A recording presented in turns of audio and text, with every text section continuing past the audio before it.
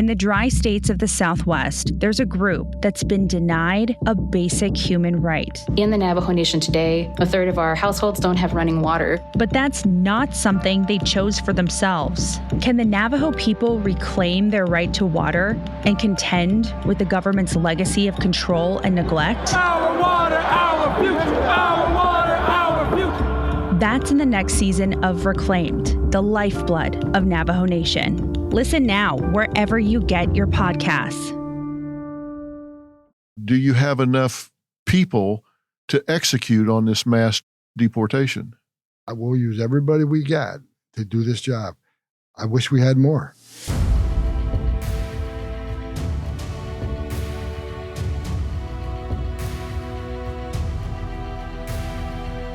All right, today we have a special episode featuring Tom Homan, the newly appointed border czar under President Trump. Now, Homan's career spans over 3 decades in law enforcement and immigration enforcement, making him a pivotal figure in shaping U.S. border policies, and that means a pivotal figure in shaping the next 4 years.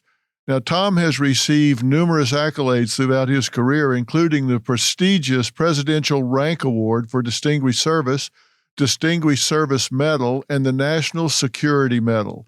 Now, his extensive experience and unwavering commitment to national security have earned him a reputation as a formidable leader in immigration enforcement. In this episode, we are exploring Homan's journey from a local police officer to the head of U.S. Immigration and Customs Enforcement. You know it as ICE, and now the border czar, along with his challenges and what lies ahead for America's borders. Now, whether you agree with his methods or not, there's no denying that Tom is a key player in the ongoing debate over border security. So, Tom, we've already been talking today. Thank you for joining me again here. We're going to use some of what we've talked about before, some of what we're talking about now. I want people to know you and know how serious you are about this and really why, because I think that's terribly important. So thank you for joining me here. Thanks for having me. This is not just a job to you. This is something that you're deeply committed about. Is that a fair statement? Oh, absolutely. I mean, I grew up in a law enforcement family, and I started as a cop in upstate New York. I've been doing law enforcement ever since.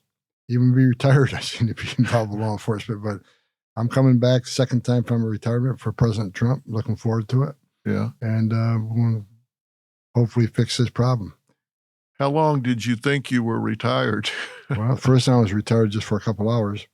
President Trump actually, the Secretary of Homeland Security actually called me at my retirement party. You didn't even get through the party? It was at the end of the party. Me and my wife were shaking hands, the people that came to the retirement ceremony, and I get a call from John Kelly, who was at that time Secretary of Homeland Security. And he says, Tom, I know this is bad timing, but the president wants you to stay and run the agency. At the time, I was number 3 in the agency. I told him, well, it's bad timing. I just retired. He goes, no, you didn't. Paperwork's on my desk. I haven't signed it yet. So that Monday morning, I'm back with as the ICE director under President Trump.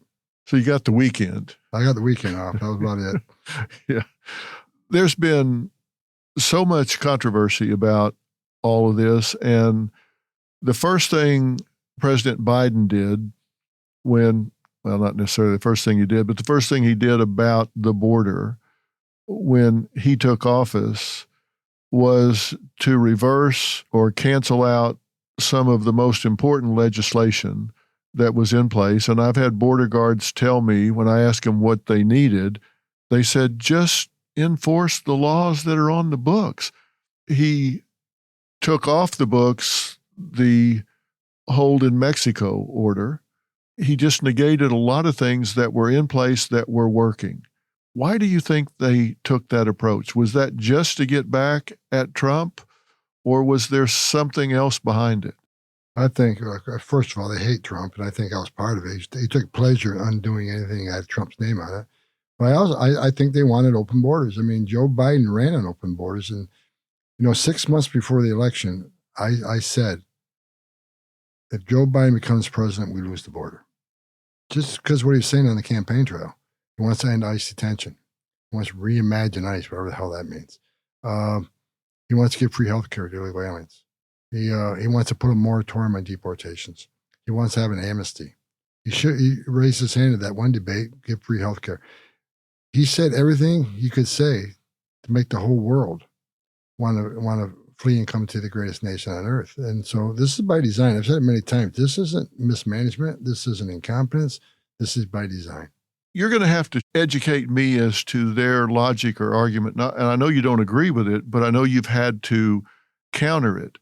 How do you have a country if you don't have a border? If you have an open border, how do you have a country? How do you have a nation? How do you have a country if you don't have a border?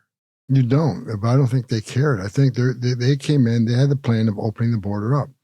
And I don't know. I mean, I don't know the guy what the reason, but I can guess what the reasons were. I think they perceive a future political benefit on letting millions of people in the country. First of all, I think they're going to be future Democratic voters, so they control the government forever. But as I said earlier, he also, when he signed 94 executive orders abolishing everything we did, he also overturned the Trump census rule. Trump said we weren't counting illegal aliens in the census because seats in the House and budget shouldn't be based on illegal aliens. But Joe Biden overturned that, which means the millions of aliens he's releasing into the country will be counted in the next census. When they reproportionate seats in the House, sanctuary cities are run by Democrats. It means more seats in the House for the Dems. It's simple math.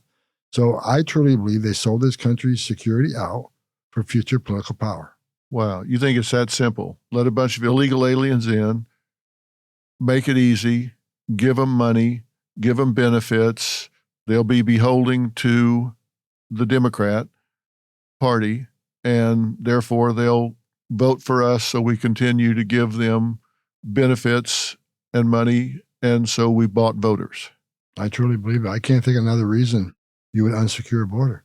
And every time I'm up on the Hill or I talk to a Democrat, we get into a discussion, argument, I always ask, and they never have an answer. I ask, give me a downside on a secure border.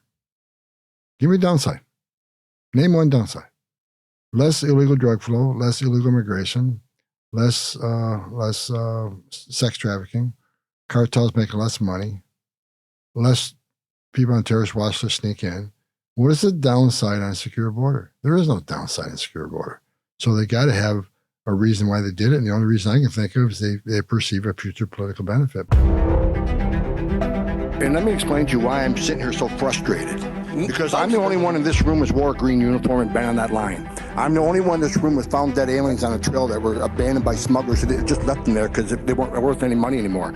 I'm the only one in this room that stood in the back of a tractor trailer surrounded by 19 dead aliens, including a 5-year-old little boy that suffocated in death in his father's arms. I was there. Plus, the United Nations, they're behind all of this. I mean, they're funding a lot of this migration throughout the world. And I know United Nations spent a lot of money down in Mexico and Central America,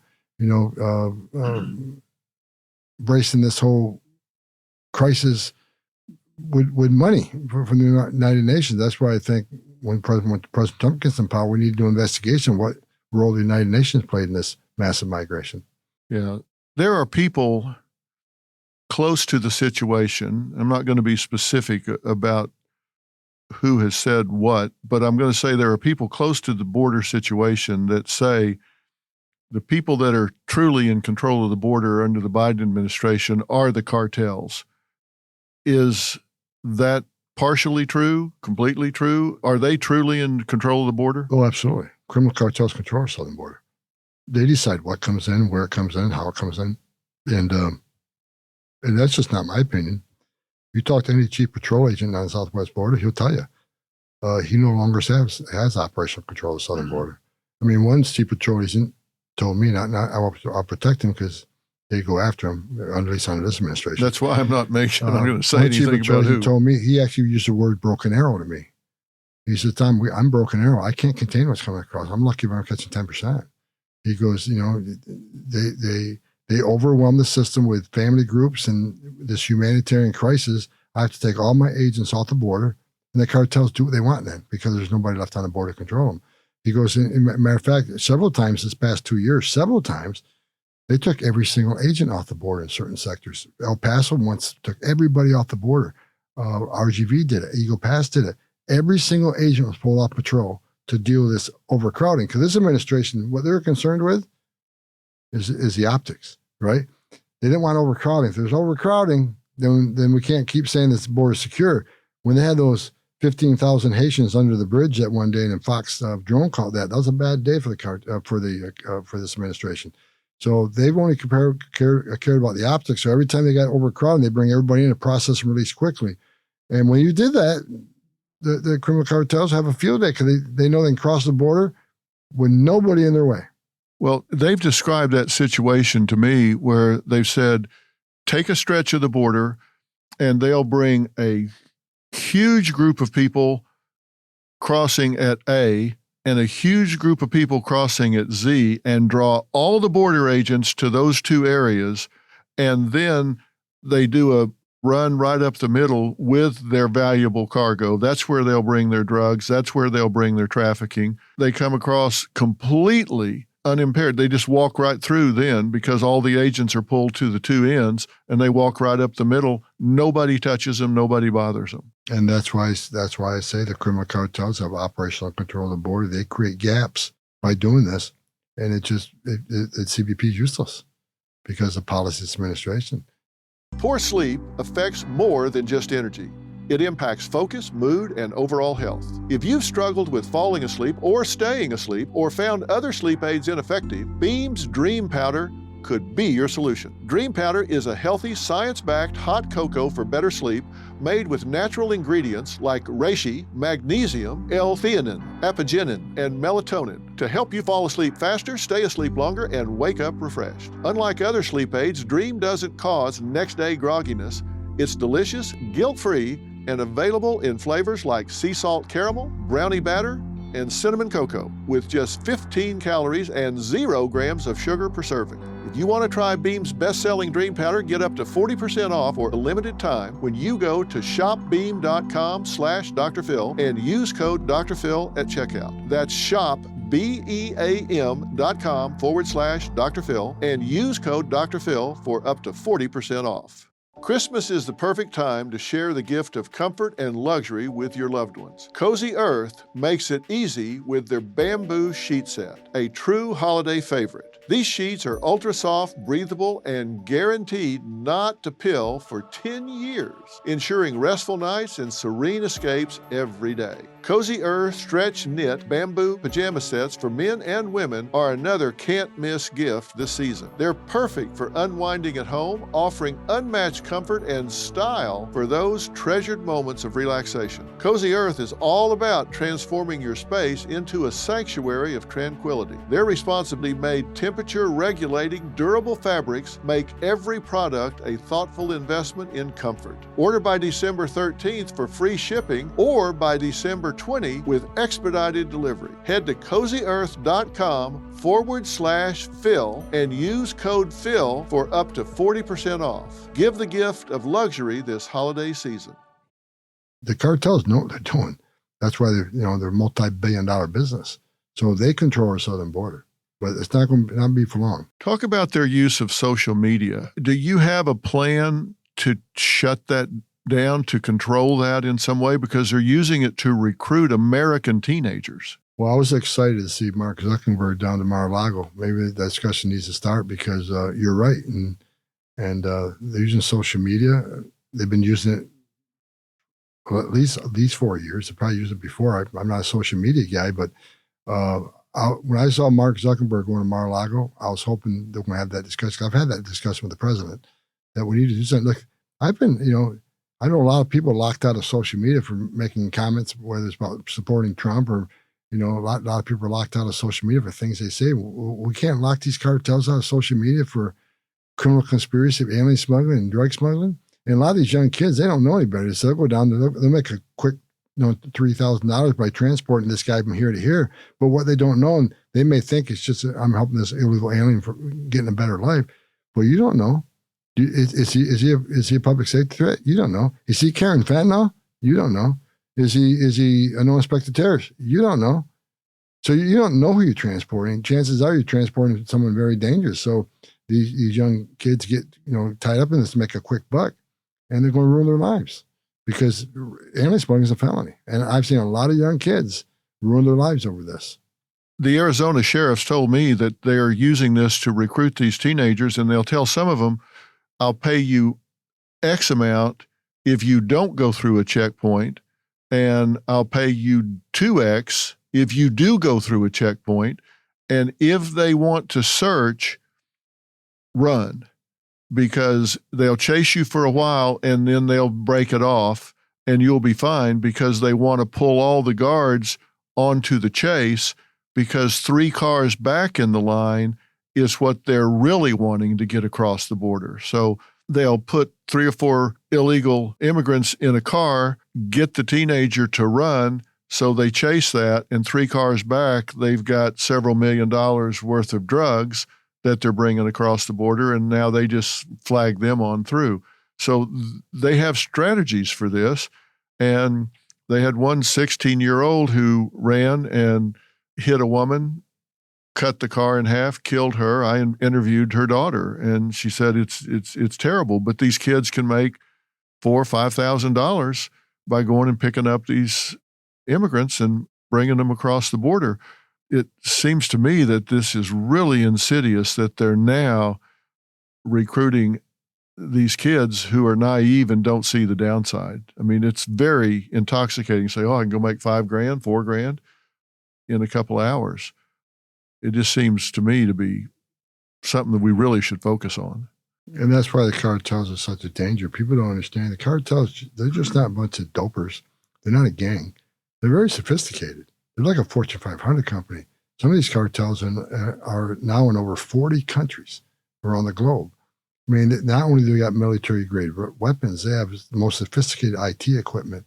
And like I said, they've learned social media. They've learned the game. And the problem is U.S. law enforcement needs to keep up with them. Yeah. Need to keep up with their tactics, need to keep up with their technology. The Mexican militaries try to take them out, and cartels win every time. And even when they do arrest a major player in the cartels, many times the Mexican government are forced to release them because they do so much damage to the city. That is that is a definition of terrorism. They've killed judges, they killed journalists, they killed politicians to keep control of that nation. And that's why I think it's going to take President Trump to take them out. Is it a military strategy to take them out? Do they get to their funds? How do you go about it? I think you do it all. I think you chase the money. You take their money, you take their power, because that's how they buy off military. That's how they buy off law enforcement. That's how they buy off politicians, get their money. But as far as dismantling the cartels and taking them out of business, it's going to take the U.S. Mexico, I don't know if they have the willpower to do it. They certainly, if they do, they failed for the last 3 decades. But I'm not mincing words when I say a lot of the military and law enforcement and Mexican government are corrupt. That's just a fact. When we have vetted units, we work with HSI. We work very closely with Mexican authorities, and we vet the people that we work with very thoroughly. But even the vetted units, we don't tell them everything. It's just too high of a risk for our agents. So there's a lot of corruption in Mexico. It's going to take the U.S. It's going to take our special ops. It's going to take our intelligence specialty to find these people and destroy them.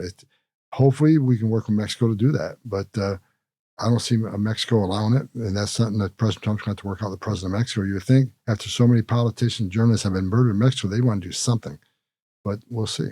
Yeah. What is the biggest threat to us right now from what's happened with this open border? Where do you think we're most vulnerable in America? I think the terrorism aspect that scares me the most. And, I don't have a lot of respect in Christopher Wray, the director of the FBI, but he agrees with me that the southwest border is a huge terrorist vulnerability. He's testified numerous times. He sees more red flags now than ever before. Well, let's take a look at that, because we see here that 300 plus were stopped with names matching known suspected terrorists on the watch list, 183,055 with criminal charges pending, criminal convictions arrested by ICE, and 178,508 with criminal charges pending and convictions that were removed by ICE. So if that's how many are being stopped and caught, you got to wonder how many got away. And that's who's in the country. Where are these people now? We have no idea. As far as the people, the gotaways, There's no footprint on these people, right? They weren't fingerprinted. They weren't vetted. There's no release documents. So these are people we're going to have a hard time finding, but we'll find them. And look, they just released thousands of people from Afghanistan in prisons whose their sole purpose in life is to destroy this nation. And, you know, back after 9/11, I was in D.C. and all these different programs were created to prevent another 9/11. Let's make sure people can't get a plane ticket to come to this country. Let's make sure they can't get a visa, either student or visitor, whatever, to come to this country and do us harm. So we created all these vetting processes. You got the no-fly list. You got the FBI screening database. You got the visa security program, which I used to run as the ICE director. Anybody wants a visa, they get through this vetting process. And if you got some derogatory information, you're not getting a visa to come to this country. We prevented thousands of people from getting a visa. All these programs worked pretty good after 9/11. Plus, we got the DOD intelligence database. All these programs worked pretty good for the last 2 decades after 9/11. But nowadays, with open border the way it is, what terrorist is going to put himself in a position to try to get a plane ticket or a visa when he knows there's some vetting procedures in place, regardless how bad they are? He knows there's a vetting procedure in place when he can simply get to Mexico, pay the cartels a little bit extra money, and be a getaway. And that scares the hell out of me. You put a fine point on that before, because so people understand if they come across the border and they see a green uniform, that's U.S. Brown is Texas, right? Mm-hmm.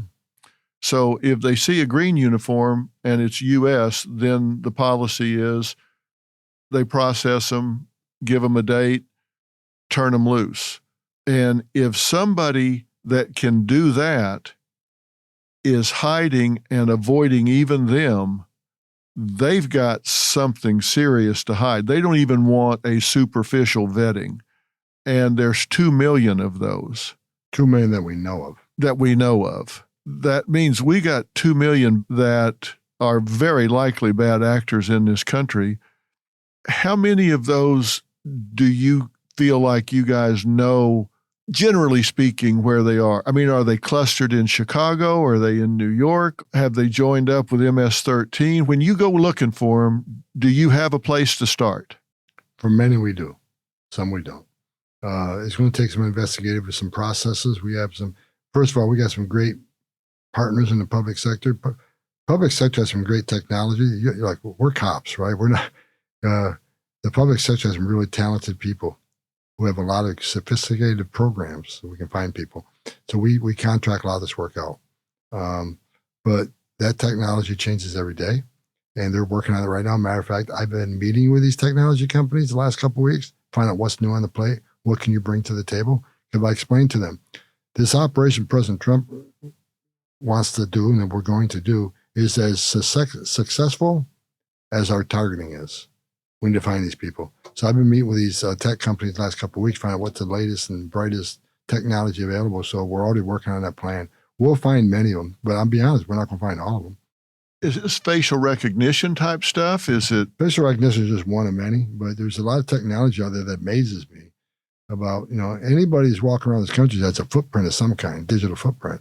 Mm-hmm. Whether it's a mortgage, a car payment, you're paying an electric bill, or your facial recognition was seen at an airport or a bus station. A lot of these cities have cameras everywhere, like New York City. And so there's a lot of technology where, license plate readers, there's just so much out there. Everybody has a footprint. It amazes me how much of a footprint I have. Right? One of these technology companies came back and said, okay, here's what we know about you. And it's amazing the information they had. And so we're going to use the finest technology in the world to find these people because it's important. We need to find them. And we're hoping for help from the American people too. Once they realize we're serious about this, I'm hoping that people pick the phone up and call ICE and say, well, there's a guy next door I think somebody need to look at. And I heard him, bragging about this or bragging about that, or I know for a fact he has 10 illegal aliens in his basement. He takes them to work every day. They're on a landscaping crew, whatever. I'm hoping people start calling ICE and reporting, because we have millions of people in this country can be force multipliers for us if they just call us with information. Yeah, a lot of eyes and ears if people know what to do. Will you have a citizen number for people to call? Are you going to put up that kind of thing? Yes, we will. Do you have enough people to execute on this mass deportation? We got as many people as we got. What's that mean? That means I will use everybody we got to do this job. I wish we had more. I hope Congress funds more deportation officers, more ICE agents. But until then, we got other agencies that can join in the mission, whether it's the Marshal Service or other people that come to. Once we secure the border and get the border locked down, we can even pour some border patrol agents into the Interior Enforcement Operation Plan. DOD, I'm a big proponent of having DOD involved, not to do arrests, but to do jobs that doesn't require a badge and a gun. So there's a lot of border patrol agents and ICE agents that are doing administrative duties, such as infrastructure building, intelligence, transportation. Let's contract that stuff out. Let's get DOD to do a lot of that stuff, and that puts more badges and guns on the street. So we're going to do everything we can. Plus the 287G program. I got numerous sheriffs that reached out to me from throughout the country that want to be a part of the 287G program, where we train them what to look for in the jails, and they'll do the immigration work for us, and we'll review it at the end. But they're a force multiplier. And you know, Phil, I've gotten thousands. As a matter of fact, I had to shut my LinkedIn account down because I just couldn't handle the traffic. There are thousands of retired soldiers, retired police officers, retired border patrol agents, retired ICE agents, retired law enforcement just want to come and help. And so I'm hoping we can create a program, a rehire and Newton program through the government. So if you're a retired border patrol agent or an ICE agent, you want to come back to work, we'll bring you back to rehire and Newton. You know how to speak Spanish, you know the Fourth Amendment, you know the immigration law. They'd be a great assistance. That's one of the things I'm pushing for is a rehire and Newton program, bring some back retired folks that want to come back and help us. In times of uncertainty, stemming from economic volatility, political shifts, and global events, it's crucial to work together and unite as a country for a brighter future. Amid these challenges, it's important to take proactive steps to monitor and protect your finances and retirement accounts. That's why I'm turning to physical gold and silver to help protect my accounts, and you should too. Gold and silver prices reached record highs this year, and central banks are buying gold like never before. So get started today with Preserve Gold, the only precious metals company I trust and recommend. They have hundreds of 5-star reviews and millions of dollars in trusted transactions. Preserve Gold is giving away a free precious metals guide with information on how to help protect your accounts. Just text Dr. Phil to 50505, and you can get up to $15,000 in free gold and silver with a qualified purchase. So don't wait. Text Dr. Phil to 50505 to claim this exclusive offer from Preserve Gold today. Stay warm this season with Ariat jackets and vests, available now at Cavender's. Ariat's built for every adventure with cozy warmth and rugged durability. Shop the latest selection of styles for men, women, and kids at your local Cavender's or on Cavenders.com. What do you say to these city leaders that say, A, they won't help, B, they will resist your efforts? Well, first of all, I find it amazing that any elected mayor or governor will push back. The president's been very clear. We're going to concentrate out of the gate on public safety threats. What mayor or governor does not want public safety threats taken out of their communities? So again, help us or get out of the way. And I've been clear. These politicians need to read Title 8, United States Code 1324, Section 3. It says, if you knowingly conceal or harbor an illegal alien from an ICE officer, it is a felony. To impede a federal law enforcement officer is a felony. So don't cross that line. We got a strong AG coming in, Pam Bondi, and we will present these prosecutions. So, don't test us. If you don't want to help, stay out of the way. But I would think we'd all be on the same page. Let me tell you something about sanctuary cities. Sanctuaries are sanctuaries for criminals only. You just saw a tape of the guy said, we want victims and witnesses of crime to feel comfortable coming to the police. And so we don't want to send a message, we're working with ICE. That is crap. Victims and witnesses of a crime don't want the bad guy released back in the community. That's just common sense. It puts the community at risk. And like I said before, if you force us into the community, we're going to find the bad guy. There's probably others we're going to find, which means they're going to be arrested too. So by them putting up roadblocks and being a sanctuary city, they're going to get the exact result that they don't want. More ICE officers in their neighborhoods. It just seems crazy to me that if there's a suspect and they're in their jail, that they would open that jail and say, here you go, do what you're going to do. It is much safer. And why won't you give us access to somebody you locked in a jail cell? Because obviously he's a public safety threat. And when you're done with them, let us have him. Because then we were not only removing from the community, we're removing from the country so he can't reoffend. Look at recidivism rates, for God's sakes. They're going to release him back in the immigrant community. He's likely to reoffend in the immigrant community. How is that protecting the immigrant community? MS-13 thrives on citizens from El Salvador. Let us protect American citizens. Let us protect the immigrant community. Give us the bad guy.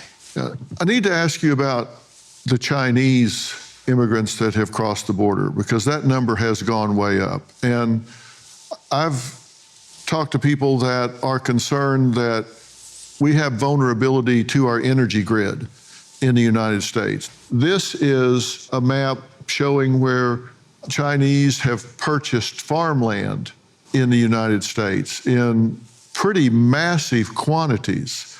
Those purchases are strategically around military bases. And so we've got in 23, I think, 30,000 Chinese immigrants across the border. How do we protect against them organizing in some way and taking down the energy grid in this country in a coordinated fashion? You put a strong president in the Oval Office. That'll happen January 20th. This administration won't do it. And look, this is a huge national security threat to us. And it's closer to 60,000 Chinese under the Biden administration. 60,000 Chinese males, mostly military age, do not leave China without the coordination and approval of the Chinese government. That just don't happen. So this is a coordinated national security vulnerability that the Chinese government is involved in. That's my true belief. And it's a huge national security vulnerability. This administration did nothing to China about creating the precursors that make the fentanyl to sell the cartels. Nothing.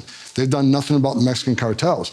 President Trump is committed to take on the Mexican cartels because they've killed more Americans than every terrorist organization in this world combined. Talk about the NGOs that are involved in all of this. The NGOs need to be investigated. They will be investigated. I know that the NGOs have been given billions of dollars to assist in this mass migration. Now they say they're performing a service that's unnecessary, because while they're putting people in a hotel room in New York City for $500 a night, there are thousands of empty ice beds at $127 a night. And those ice beds come with doctors, nurses, pharmacists, 3 squares a day, and we're going to put them in a hotel $500 a night. The reason this administration is doing that is for one reason. Because if you're in an ICE detention facility, immigration court prioritizes those in detention. They'll get a hearing in 30 to 40 days, which means they'll be removed in 30 to 40 days because most of them don't qualify. However, if you're released, you're on what we call the non-detained docket. Immigration court doesn't prioritize that. So now you're waiting 3, 5, 7 years. And in that 3, 5, 7 years, you probably got 1 or 2 USC kids. You probably have some other equities. So when it does get time to remove you, when I was ICE director, I got called from Republican senators. Why'd you remove that guy? He has 2 U.S. citizen kids. Well, he didn't have 2 U.S. citizen kids when he entered illegally. So he chose to have 2 U.S. citizen kids, knowing he's in the country illegally. Now he's got order removal. So that means he gets amnesty? That means he's immune from the court order? Because if that's a fact, then shut down the immigration court. It doesn't mean anything anymore. Shut down, take the border patrol off the border, with no consequences. No. If you choose to have an American child while you're in this country illegally, shame on you. You put yourself in that position. And I removed him, despite some yelling even from Republican senators. The law is the law, and we're not going to bend it. So how long are we keeping these people if they go into some of these hotels for $500 a night? I've stayed at the Motel 6 before, which wasn't $6, even though they called it the Motel 6, but it was pretty cheap when I was in college. But $500 a night is considered a pretty luxury hotel, right? Even in New York. I have never stayed in a hotel room at $500 a night. You gave me a pretty nice hotel room here, and I think it's around $300. But I've never stayed in a $500 hotel, nor would I. I'm a Hampton Inn type guy. Give me a Hampton Inn. You know, they got comfortable. As long as it's got a clean bed and a clean shower, I'm good. Yeah. You go down and fix your own breakfast. And you know what? When I was the ICE director, I was actually the secretary. Secretary Kelly called me up one day and said, "Congratulations, you're the cheapest fed in the United States government." He goes, "We pulled your travel. You always stay at Hampton Inns. You always take coach, and you turn down free upgrades on airplanes. Why would you turn down a free first class ticket and upgrade?" I says, "Because the taxpayers don't know it's a free upgrade. They see me sitting in that first class seat. They're thinking, okay, Homan's flying around our tax dollar in first class." So I turned down every upgrade, and I never took a detail with me. Every security guy, every ICE director would take 5 or 6 people in the security detail and his chief of staff. I figure wherever I'm going, there's a nice office there. I got plenty of armed officers there. They'll take care of me there. And if I need chief of staff, I'll grab some from that office. So I called the cheapest fed in Washington, D.C. because I'm not saying I'm cheap, But I'm not going to spend the taxpayers' money like it's my money. It's not. Yeah, I get it. But now, how long are we keeping these people in these hotels? What's the average length of stay? So someone's been there for years. I mean, I don't know. The NGOs are getting, as long as we keep funding these NGOs, they're going to keep paying for it. But I was in New York City. What really got me upset, I was in New York City a few weeks ago, right? Columbus Day. The day before Columbus Day, I arrived in New York City to do some shows, and I'm trying to get to the Fox studio from my hotel, and I got across, I forget what street it was, and there was a parade going on the day before Columbus Day. And it was migrant groups. I saw Honduran flag came down, and they were singing songs and marching. Then El Salvadorian flag comes down, the Mexican flag comes down. And I'm sitting there because you can't cross the street. The NYPD would stop the parade once in a while and open up a path to cross. And of all these, everything I saw there, I never saw American flag. I stood there for 40 minutes, never saw American flag. But I saw all these other foreign national flags. That's fine. But I've never seen people who claim persecution carrying the flag of the persecutors. It kind of amazed me. And the next day we had a Columbus parade. But what I saw in New York City was all these people are being staying in hotels. I walked by the Roosevelt Hotel, which used to be a beautiful hotel. I guarantee it's not anymore.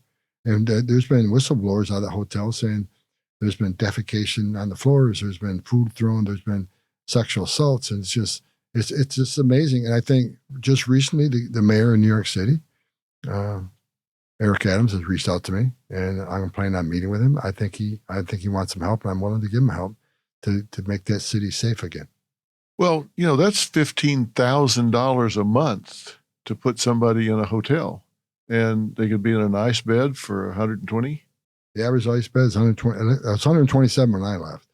And like I say, in an ice bed, you get all these other things. You get food.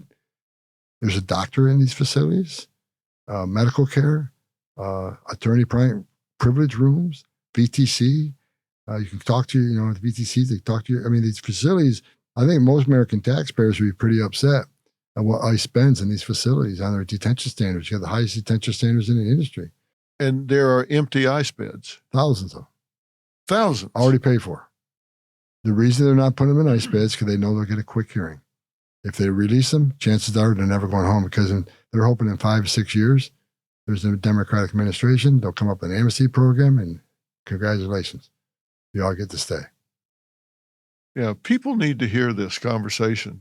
I mean, this is just it's not a lot of details. It's just bottom line, what's happening. People need to understand there are thousands of ICE beds available, and they're passing them up and putting people in something that costs 3-4 times more for much longer. This is by design. They purposely overwhelm the system.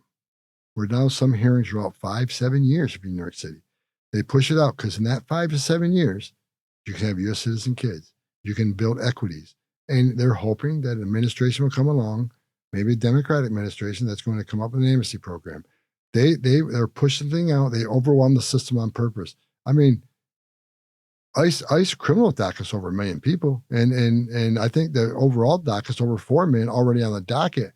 And immigration judges are already overwhelmed. Well, their work just got 100 times worse.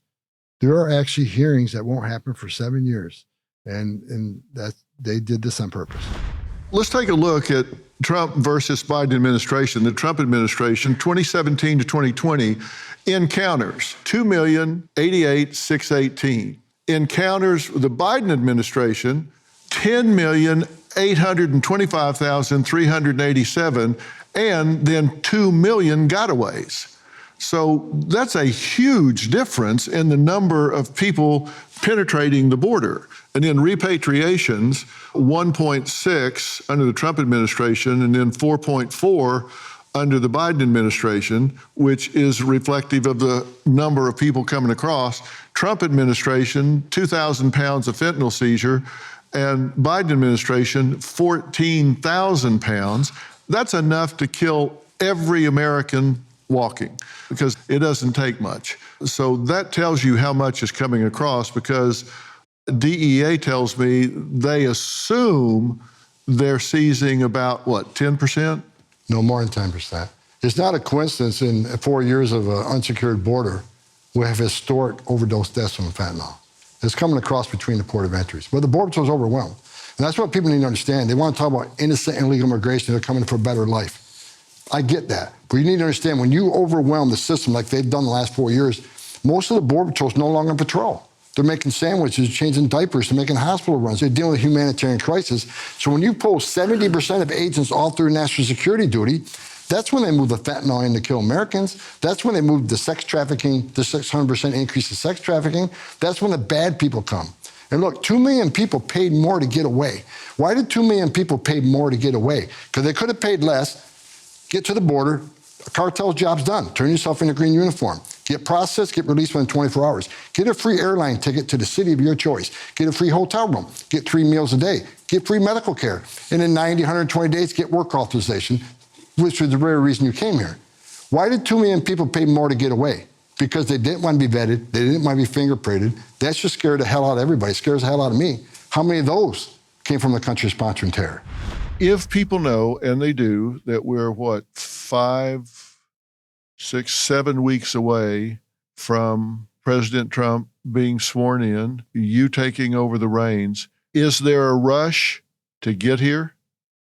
Do we have an influx of people headed this way to try to get here before that happens? Yes, the cartels are selling that right now. Get in the country before Trump gets in. But what they're being smarter about, rather than these big caravans, they're breaking them up in smaller groups, so they're not so noticeable. The president of Mexico says she's going to break up the caravans. I'll believe when I see it. What they're doing is breaking them up in smaller pieces and sneaking across the border. And they're still coming, though. Oh, they're still coming.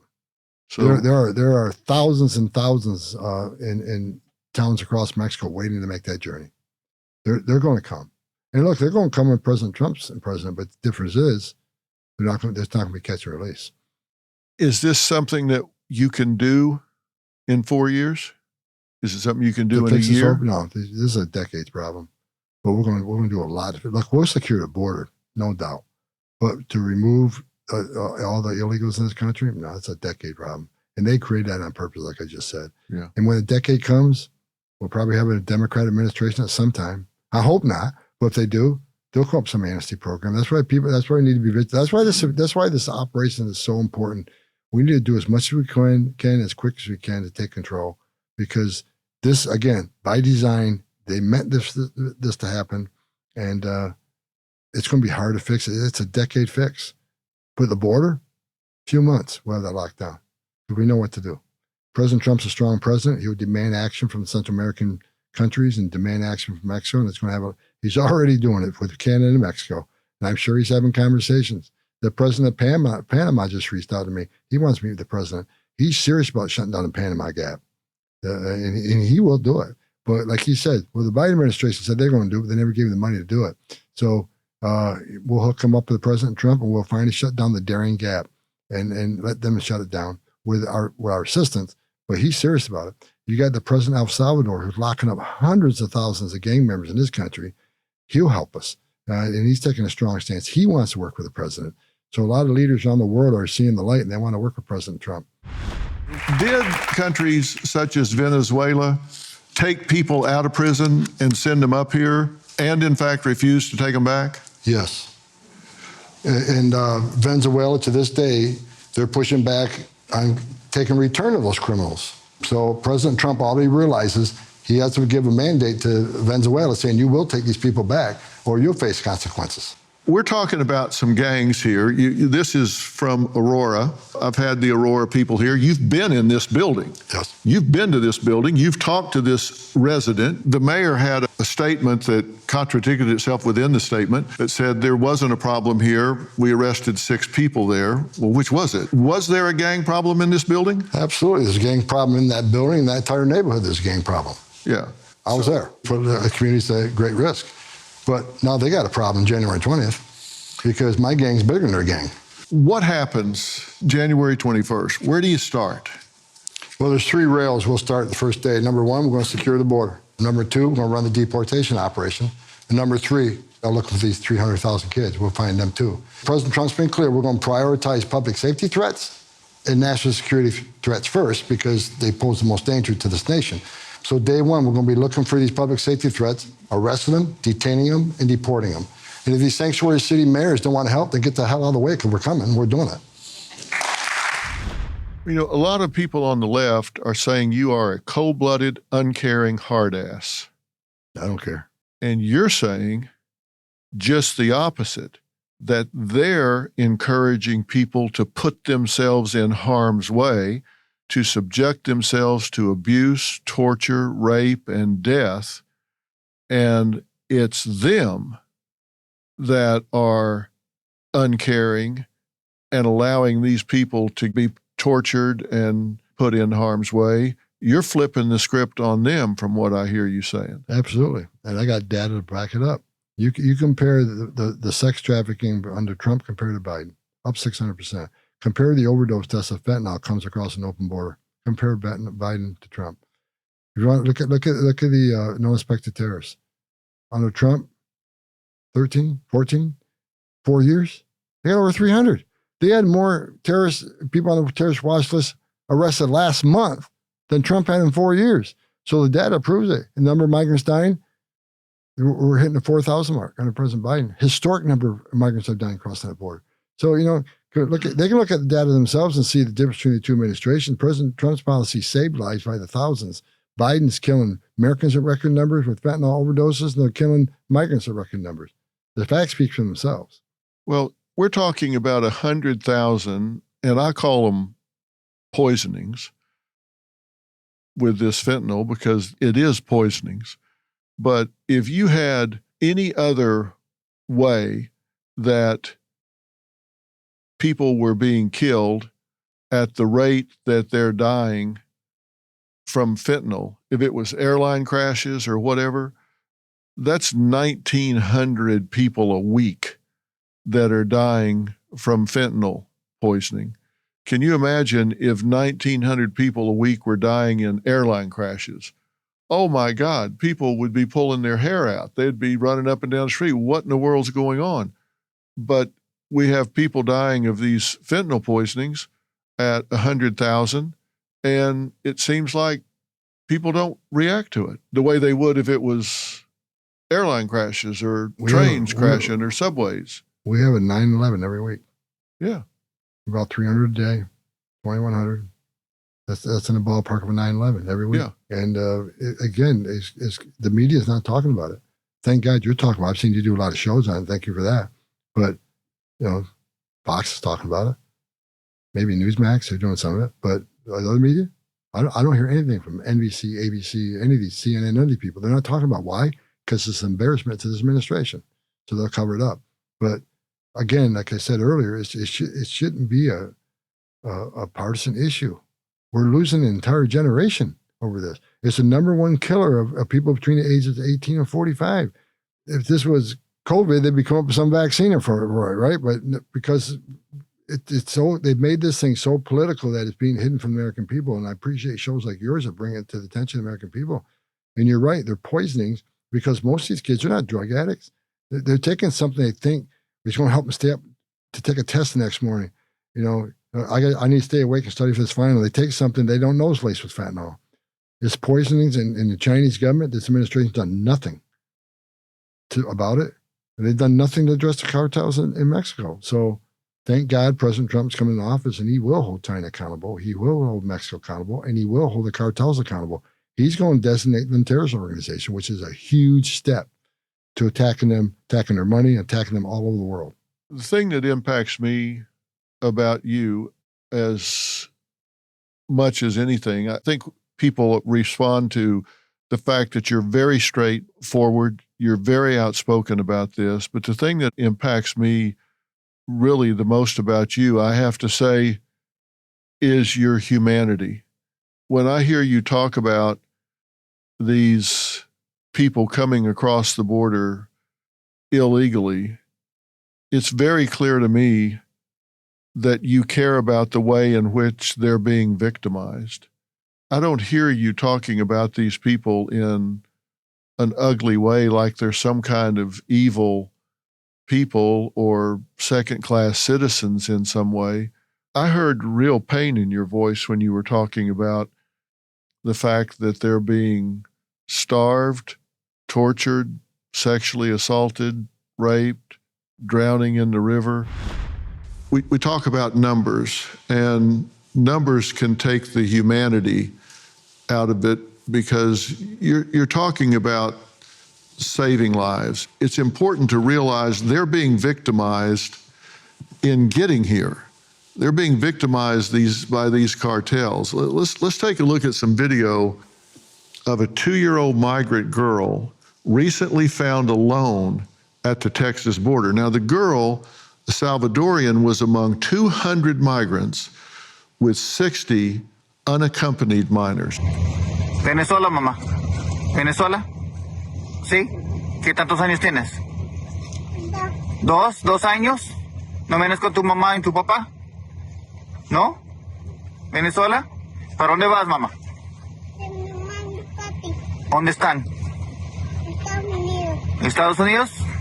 Okay. This is a 2-year-old child that shows up with a Post-it note.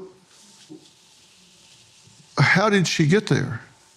Obviously, her parents played the criminal cartel, have her smuggled in. Thank God she's alive, because too many of these young people perish. Hopefully she wasn't sexually assaulted by some animal in the cartel, because that happens all the time.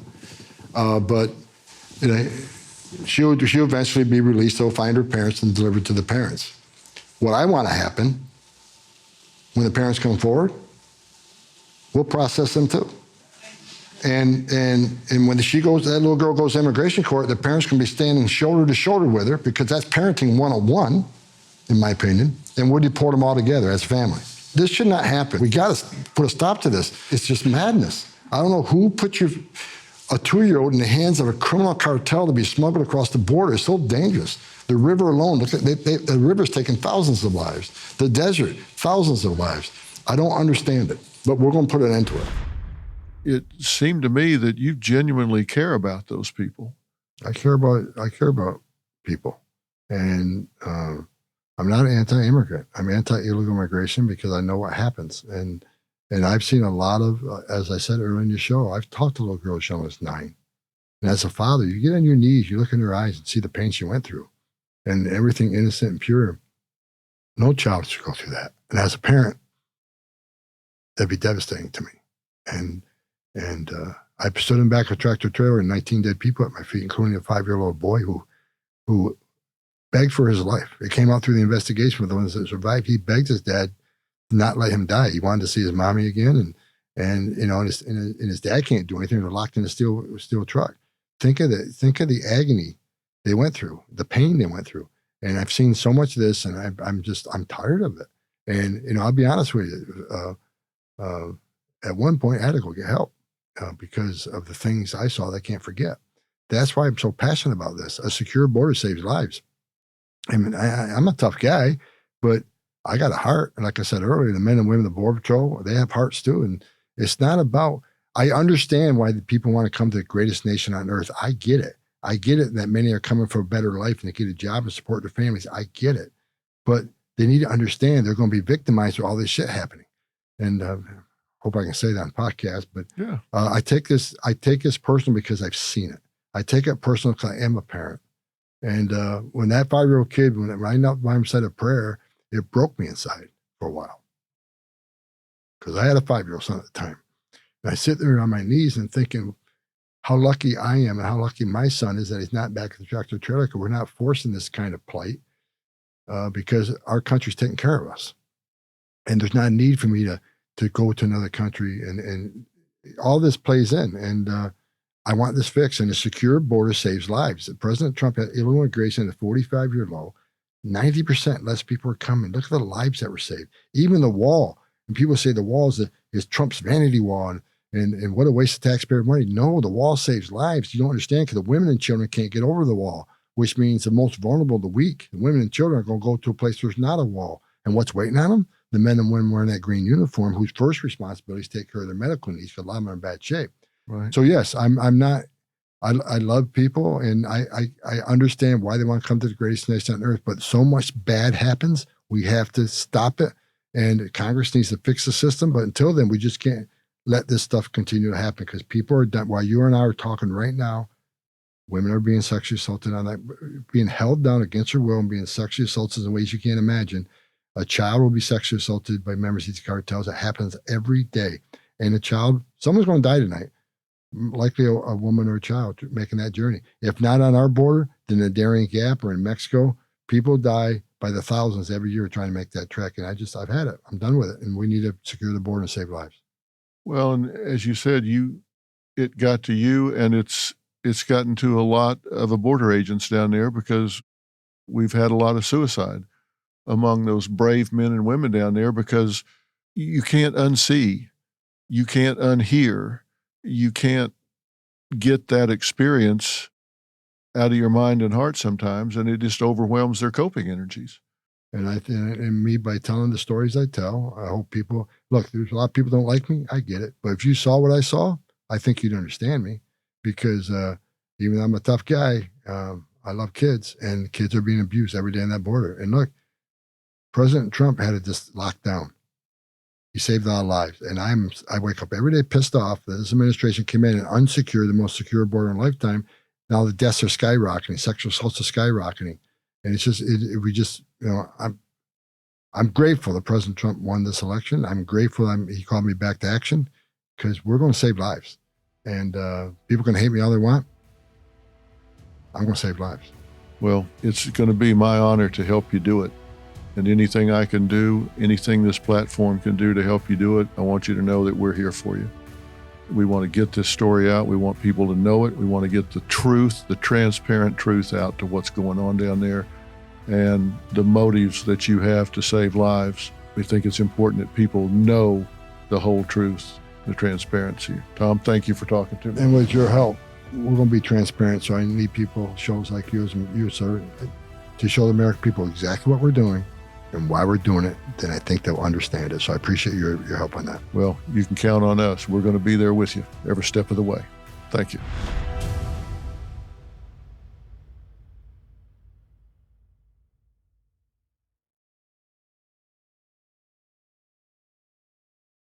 Hi, I'm Chris Gethard, and I'm very excited to tell you about Beautiful Anonymous, a podcast where I talk to random people on the phone. I tweet out a phone number, thousands of people try to call, I talk to one of them, they stay anonymous, I can't hang up, that's all the rules. I never know what's going to happen. We get serious ones. I've talked with meth dealers on their way to prison. I've talked to people who survived mass shootings. Crazy funny ones. I talked to a guy with a goose laugh, somebody who dresses up as a pirate on the weekends. I never know what's going to happen. It's a great show. Subscribe today, Beautiful Anonymous. In the dry states of the Southwest, there's a group that's been denied a basic human right. In the Navajo Nation today, a third of our households don't have running water. But that's not something they chose for themselves. Can the Navajo people reclaim their right to water and contend with the government's legacy of control and neglect? Our water, our future. Our water, our future. That's in the next season of Reclaimed, the lifeblood of Navajo Nation. Listen now wherever you get your podcasts.